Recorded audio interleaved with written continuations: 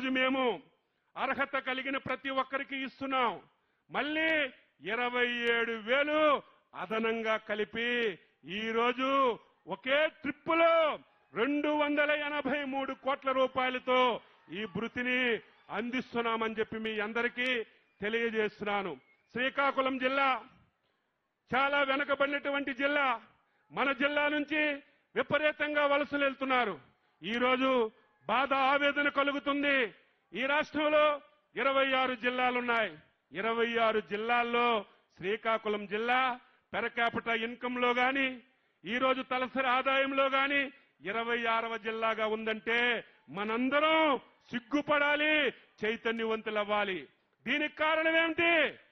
ఈ జిల్లా ప్రజలందరూ సంఘటితంగా పనిచేయాలి.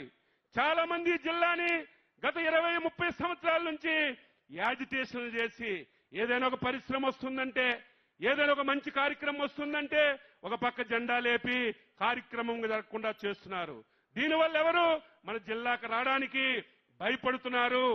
ఈ స్థాయి నుంచి మళ్ళీ ప్రతి ఒక్కరిని మన జిల్లాకి ఆహ్వానించే విధంగా మనందరం కృషి చేద్దామని, దాని గురించి ప్రజలకి చైతన్యపరుద్దామని ఈ సందర్భంగా మీ అందరికీ తెలియజేస్తున్నాను.